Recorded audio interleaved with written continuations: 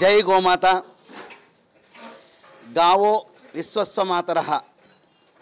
గోవుని విశ్వానికే తల్లిగా మన వేదవచనం. గోమాత సేవయే సర్వ జీవరాశి సేవ అని చెప్పేసి మనకు పెద్దల యొక్క ఉవాచ. ఒక గోవులోనే సమస్తమైన దేవతలు నిబిడీకృతం ఉంటారని చెప్పేసి మన పురాణ వచనం. సాంప్రదాయాలు ఎన్నున్నా కూడా అన్ని సాంప్రదాయాల్ని ఐక్యం చేసేదే గోమాత.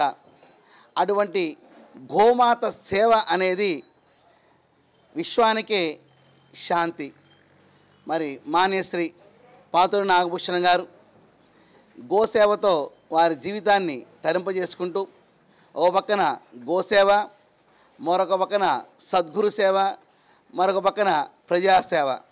ఒక వ్యక్తి శక్తిగా మారితేనే ఇటువంటివన్నీ చేయగలుగుతారు.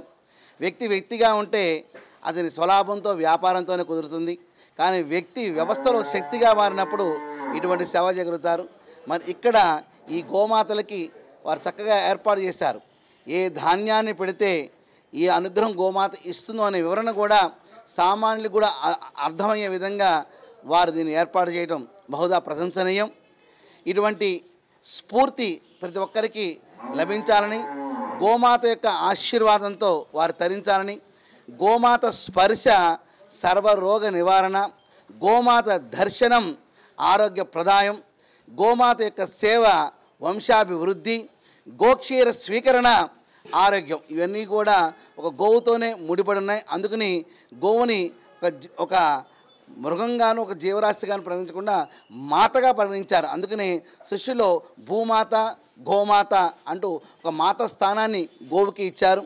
ఆ గోవు విశ్వానికే మాత. ఇప్పుడే ప్రపంచవ్యాప్తంగా కూడా మన నమస్కారం అనే సంస్కారం ఎలా అందజేశామో, యోగా అనే క్రియను ఎలా అందజేశామో, గోమాత సేవను కూడా అందించే రోజులు తొందరలో ఉన్నాయి. గోవుని జాతీయ ప్రాణిగా ప్రకటించే అవకాశం ప్రభుత్వాలు కలగజేయడం సిద్ధంగా ఉన్నాయి. రాబోయే రోజుల్లో గోమాత అనుగ్రహం మనందరికీ లభించుగాక. శుభం భూయాత్.